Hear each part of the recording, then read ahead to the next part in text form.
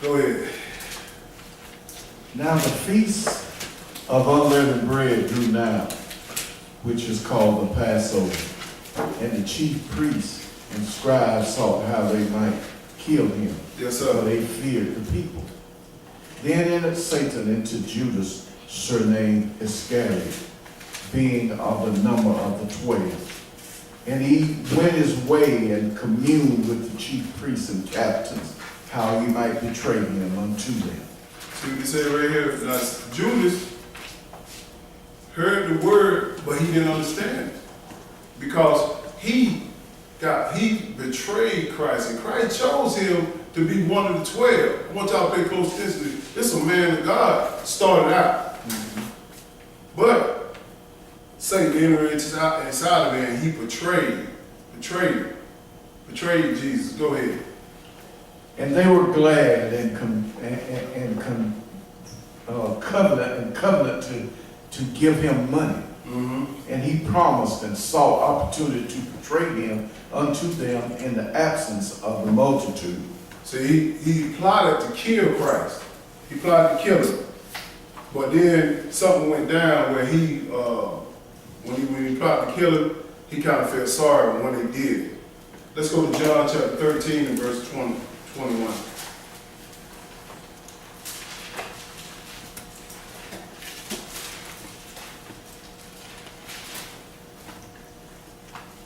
John 13 and verse 21. Try to steal it from me then and say, huh? See, Judas was walking around with Jesus. He always put a fuss up about money. Even the lady, when the lady with the alabaster box, when she put the ornament on Jesus' feet, he was mad about that. He said, we could have took that and sold it and put it in the treasury. So he was all about focusing on money. So Satan knew he could work through him. But pay close attention, this one disciple, man. He was one of the disciples at one time. Close to God, close to Jesus. Go ahead, verse 21. When Jesus had thus said, he was troubled in spirit, and testified and said, Verily, verily, I say unto you, that one of you shall betray me. Yes, sir. Then the disciples looked one on another, doubting in whom he spake. Now there was leaning on Jesus' bosom one of his disciples whom Jesus loved, Simon Peter, therefore beckoned to him that he should ask who it should be of whom he spake. See, all of them are started in this race. The disciples, he chose them to take the word of God to the word. He sent them out 2 by 2. But Jesus threw a little loop in. He said, look, one of y'all going to deceive. One of y'all going to betray me.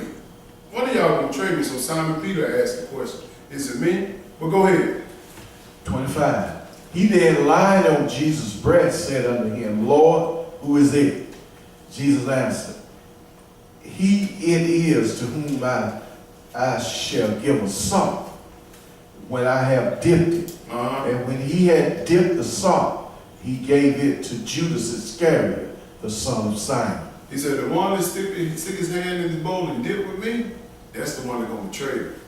And when Judas Iscariot dipped his hand in here, and listen to what Jesus told him. Go ahead. And after the sop, Satan entered into him. Then said Jesus unto him, That thou doest, do quickly. He said, look, after the sop, Satan entered into Judas. He said, look, you know your job, you're supposed to do it quickly. So he went to betray Christ. Then when he betrayed Christ, he couldn't take it. Let's go to Matthew chapter 27 and verse 1. I want to show you that these disciples, every one of them started with Christ. Started the race.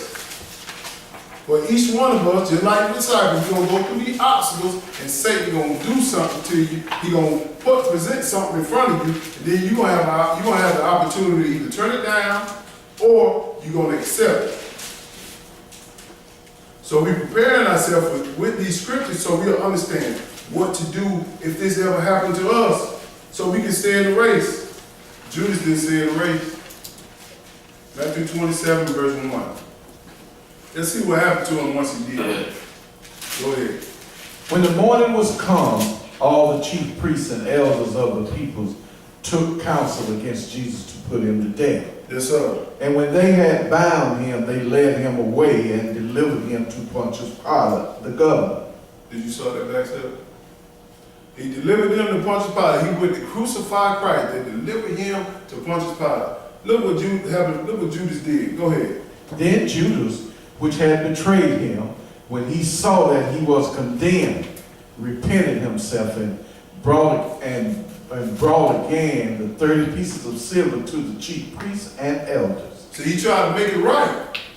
He brought it to the chief priests and elders, thinking that once they get his money back, it's going to make everything right. No, it ain't. Satan's still in him. He was drove by money. Go ahead. Saying, I have sinned in that I have betrayed the innocent blood. He knew what he did. Go ahead. And they said, what is that to us? See thou to that. They were like, what is that to us? We know what you're going to do. What's that to us? We paid you to do this. Wow. Go ahead. And he cast down the pieces of silver in the temple and departed and went and hanged himself. Went to kill himself. They're like, what does this money mean? Forget this money right here. This money got blood on it. We don't want this money. This is what he said right here. Go ahead. And the chief priest took the silver pieces and said, it is not lawful for to put them into the treasury, because it is the price of blood. You see what he said right here? He wouldn't even put the money inside of the treasure, because it was the price of blood. When Judas started with the 12 disciples, he had the opportunity to stay in the race. But money took him away. Money took him away so much that he didn't understand that this was the Christ that was prophesied in the Old Testament that's supposed to come. He didn't even understand that he was the one designated to kill him. But he had the opportunity to turn. Y'all follow me? Y'all see what I'm saying here? This race was given to each one of these disciples. And each one of these disciples had their own trials and tribulations. Let's go back to Matthew chapter 13. We're going to look at, we're still interpreting the parable of the sower. Because you start out doing this stuff, which is the law, it don't mean that you're going to stay in it. It don't mean that we got to shoe in like, okay, we start out with this, we sure make it into the kingdom. That's not true. You just hope you can endure the race to salvation. That's why I cringe when most of these Sunday Christians say, I'm saved. If you saved, why are you still trying to do right? Ain't nobody saved. Nobody. You got to endure to the end. And you see these disciples, they ran into some trouble, some obstacles, just like the decathlon I'm telling you about. It's a race with many obstacles in it.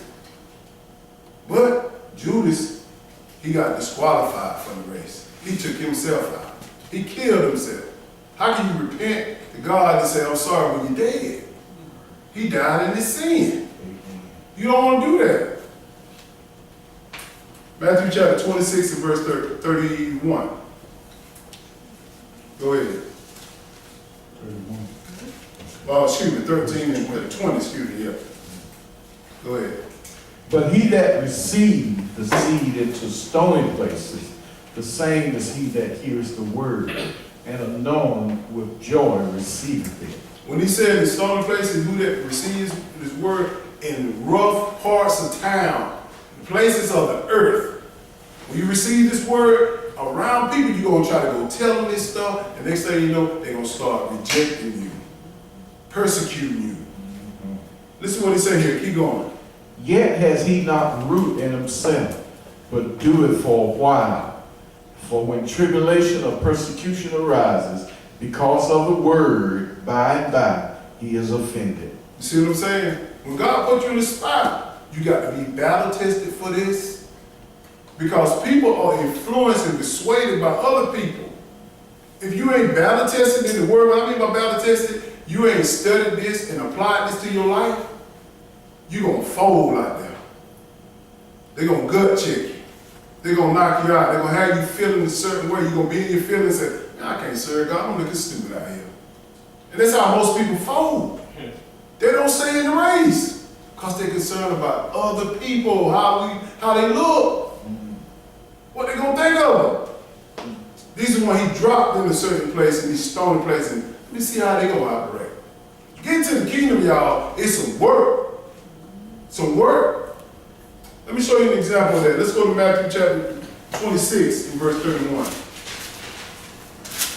Let's see an example of a person being offended and what he did. And people got this old smart aleck thought in their mind, like, oh, I know that. Oh, I know about the Sabbath. I know about downtown. I know I'm good. And then one day you go and you start doing these certain things, and all of a sudden you do something, you break the law. You're like, man, how did that come on? How did I break the law? How did I really break the law? Because you weren't focused. You weren't focused on the word. So therefore, you repent and get yourself back in the race. Hopefully you ain't turned back from it like Judas did. Let's look at this.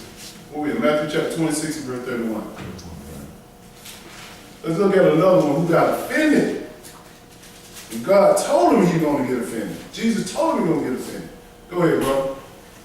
Then said Jesus unto them, all ye shall be offended because of me. Yes, sir. This night, for it is written, I will smite the shepherd, and the sheep of the flock shall be scattered abroad. Yes, sir. He told the disciple, look, I'm going to get killed tonight. Y'all going to get offended. And he told one of the disciples, Peter, what he's going to do. Go ahead. But after I am risen again, I will go before you into Galilee. Peter answered and said unto him, though all men shall be offended because of thee, yet will I never be offended. Here, Peter. Anybody, you hear people all the time, I'll never turn my back on the Lord. I'll never do that. Never say never. The thing that you weak on, you ain't experienced it yet. You just hope you can survive it. This is what he said here. Go ahead. This is what Jesus told Peter. Go ahead. Jesus said unto him, verily I say unto thee, that this night before the cock crow, thou shalt deny me thrice. He said that before the cock crow, you're going to deny me 3 times. He told him this before it even happened. But Peter said, no, Lord, I'm going to go with you wherever you want to go. I ain't going to deny you anything. You know how these super Hebrews out here? Super duper. Until that one thing that you weak on hits you. I tell everybody ain't strong in every area. Just stay in the race. Stay in the race. Come on, bro. Go ahead. This is what Peter said here. Go ahead. 35. Peter said unto him, though I should die with thee, yet will I not deny thee. Likewise also said all the disciples. All the disciples said it. Every last one of them. But Jesus told them here. Let's jump down to verse 69. Jump down to verse 69. Now what Jesus said, Peter gonna do. Let's see Peter and what he did. Go ahead, verse 69, same book. Go ahead. Now Peter sat without in the palace, and a damsel came unto him, saying, thou also was with Jesus of Galilee. But he denied before them all, saying, I know not what thou sayest. That's one time he denied him. Go ahead, I don't know him. Go ahead. And when he was gone out into the porch, another maid saw him, and said unto them, that was there. This fellow was also with Jesus of Nazareth. And again he denied with an oath, I do not know the man. 2 times he denied. Jesus told him what he's going to do. Go ahead. And after a while came unto him they that stood by, and said to Peter, surely thou also art one of them, for thy speech bewrayeth thee. Then began he to curse and to swear, saying, I know not the man. And immediately the cock crowed. Listen to what he said. He went to curse. I don't know that blank in the blank, Jesus. Get the blank in the blank out of my face. You know how to be cussing and everything. Then at the time he said that, the cock crowed, the rooster said, 3 times. Excuse my sound effects. 3 times. He said, I just want to show you, these are the disciples that denied him. Go ahead, listen what happened here. Verse 75. And Peter remembered the word of Jesus, which said unto him, before the cock crow, thou shalt deny me thrice. And he went out and wept bitterly. He wept bitterly because he like, man, Jesus told me this going to happen. You know how it is, I'm telling you now, you know how it is. You strong as long as you ain't got no pressure on you. That's right. You strong. I just hope to God I can handle the trials and tribulations that hit me. That's why I tell y'all not following me. If you follow me and see if I'm going to do good, then I get weak. And then you go after me, we all going to die. That's right. No, you see me going left, you keep going right. That's right. If I see you going left, I'm going to keep going right. I'm trying to show you that these people right here, within that race, or that decathlon, it's going to be ups and downs. Some going to continue to race, some going to get injured, some going to get taken out. It don't matter. Some going to get there through all those different type of obstacles. But this one, the obstacle that Peter had. When that pressure hit him, he saw that Jesus was getting crucified. He like, oh man, for real.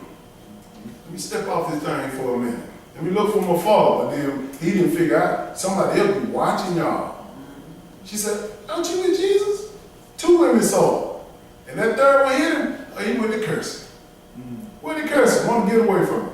But when he went back, he wept bitterly. He know what he did wrong, he repented. Let me show you what Jesus did for Peter before he denied Christ 3 times. Let's go to Luke chapter 22, verse 31. He told Peter this before all this happened. Stay in the race, y'all. Finish it. And these examples are put here for us, but these preachers ain't gonna bring this stuff out. They worry about that bread. Stay in the race to salvation. Because you have a little ups and downs and whatnot, you find out you sin, repent, and get back in the race. Finish it. Verse 31. This is what Jesus told Peter before he even done all this. Go ahead, brother. And the Lord said, Simon, Simon, behold, Satan has desired to have you, that he may sift you as wheat. He said, look, Satan looking at you. He want to sift you as wheat. Meaning that he want to get in you just like he got in Judas. Go ahead, listen to what Jesus said right here. But I have prayed for thee, that thy faith fail not. And when thou art converted, strengthen thy brethren. He said, I pray for you that you be strengthened. He knew it was some good in Peter. It's just that little obstacle he had went through, he couldn't handle it. So he denied it. But he knew he was coming back to him. That's why he prayed for him, that his faith fail not. Your faith can get shaky. Don't get me wrong. Everybody's faith gets shaky. Peter's faith got shaken then. That's why God said, I got to pray for you so you won't be taken out the race. Meaning you won't get salvation. You won't get the crown. He repented because he went away weeping bitterly. He didn't do like Judas. Judas went out there and hung himself. He died in his sin. That's right. No, just because you do wrong, don't die in your sin. Repent, repent. Go ahead. And he said unto him, Lord, I am ready to go with thee, both into prison and to death. He said, this before this happened now. This is what Peter's telling him. Before this happened. Go ahead. And he said, I tell thee, Peter, the cock shall not crow this day before that thou shalt twice deny that thou knowest me. He said, look, before that rooster crowed 3 times, you're going to deny me. This, even before it happened, he said, I have to pray for you, Peter, that Satan will sift you as wheat, meaning kill you, get in you and make you do something you ain't supposed to be doing. So that's all of our prayer to the Lord. Lord, pray for me, to the Father, so I can be strengthened when these times hit. This race we got to stay in. Let's go back to Luke. Matthew chapter 13 and verse 22. We still breaking this parable down.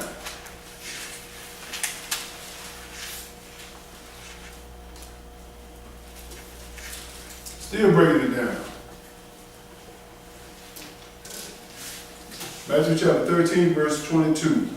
So when you're reading these things, you'll have an example of what it means, and you'll know the meaning. Don't folks just reading about it, I don't know what it means, anything. Just read it. Yeah, I read Matthew. Do you know what it means? Do you know what it's saying? No, we don't know what it means. We don't know what it's saying. So we won't be the one to walk out here and say, yeah, I heard a lot of information, but I ain't understand. I'm gonna make it plain enough that a child can understand.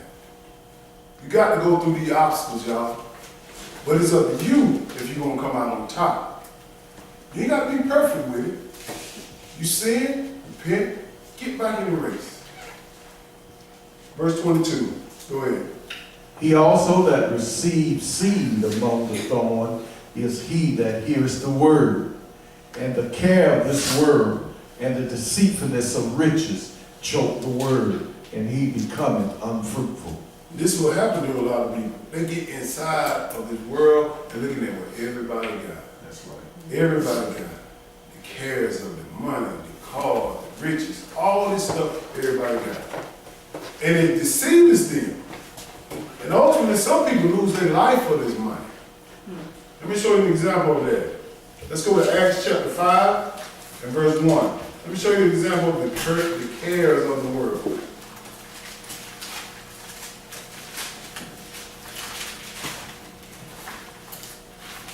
Don't get caught up in it, y'all.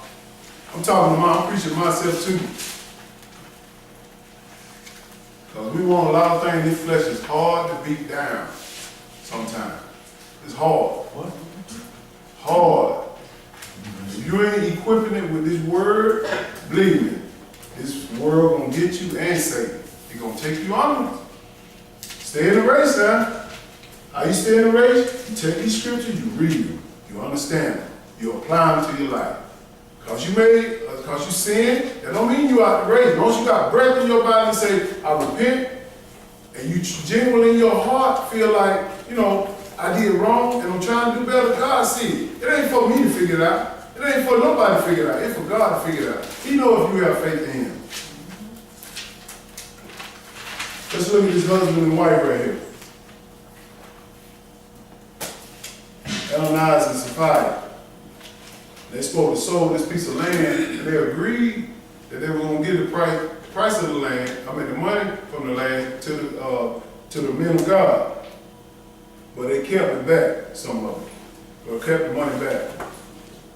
Verse 1, brother. Go ahead. But a certain man named Ananias and Sapphira, his wife, sold a possession, and kept back part of the price, his wife also being private to it, and brought a certain part, laid it at the apostles' feet.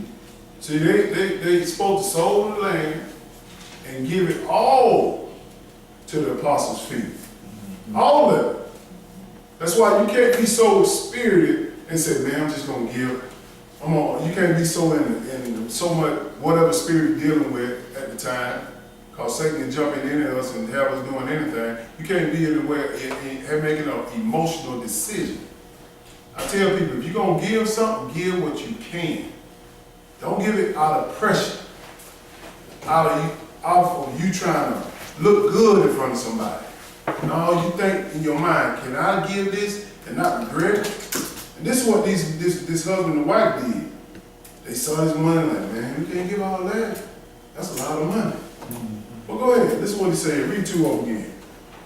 And kept back part of the price. Yes, sir. His wife also being private to it, and brought a certain part and laid it at the apostles' feet. Kept back part of it. Go ahead. But Peter said, Ananias, why has Satan filled thine heart to lie to the Holy Ghost, and to keep back part of the price of the land? He said, why you lie? You kept back part of the price of the land. You said you're going to give it all. Understand, whatever you do in the dark, it's going to come to light. Be careful if you make a vow to anything. That's why anybody know me and they ask me for something, I say, well, I see. Because I don't want to put my word out there and it don't come true. Well, I can't do it. I've done it too much in my past. But they got so spirited, everybody was like, yeah, we're going to give all this money and benefit the kingdom. Then when they got the money in their hand, like, whoa, nah, that's too much, I'll give them this. No, you made a vow to God that you're going to sell this land and give it to the apostle and they're going to distribute it. Well, keep going. Verse 4. Why does it remain? Was it not thine own? And after it was sold, was it not in thine own power? Yes, sir. Why hast thou conceived this thing in thine heart? Thou hast not lied unto men, but unto God. Judy said, why you can see the thing, not in your heart and your chest. He's talking about he's seeing it in your mind. You thought on this for a minute. You knew what you were doing. So God knows what you're doing. He gonna deal with it. Go ahead.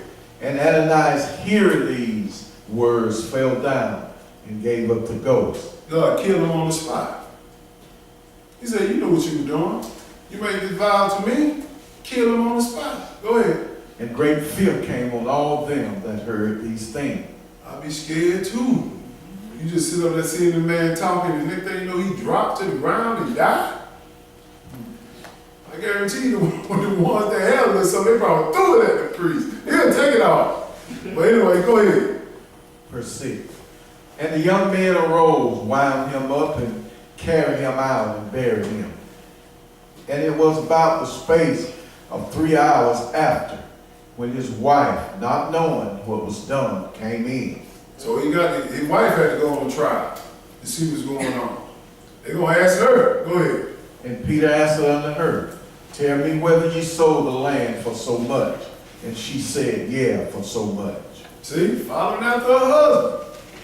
Yeah, so much. Yeah, we sold it. Go ahead. Then Peter said unto her, How is it that ye have agreed together to tempt the Spirit of the Lord? Yes, sir. Behold, the feet of them which have buried thy husband are at the door, and shall carry thee out. Go ahead. Then fell she down straightway at his feet, and yielded up the ghost. God dropped her too.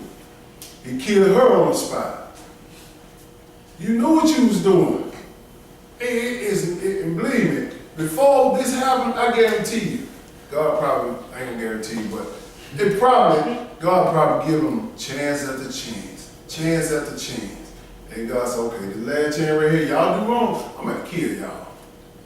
And I must be skating through those chances. And then God said, you know what you're doing. You know what you're doing. You're not really gonna turn and worship me. You're not gonna do what I say. You're just doing this for the time being. But most people, they don't take it. They don't take knowledge of it when they read the scripture. They think this is a fairy tale book. They really do. They think it's a fairy tale. I got my mind. I see what everybody else doing. I'm gonna get mine. Forget that stuff Jeff talking about up there. I'm gonna get mine. I want cars, clothes, whatever it is. When I get out on my own, when I do all this stuff on my own, I'm gonna get whatever I want, however I want it. I'm just doing this for the time being. And a lot of people feel that way. I knew how I was when I was at home. My dad used to tell us all this stuff. And then next thing you know, we went out there and did our own thing, got busted in the head. Thank God I didn't die. I had 2 people to pull guns on me. Because I was following after my friend. Thank God I ain't died. I'm talking to this man, and man put a gun on me.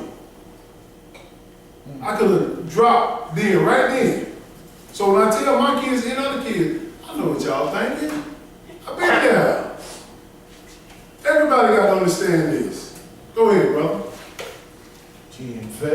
Then fell she down straightway at his feet. Yes, sir. And yielded up the ghost.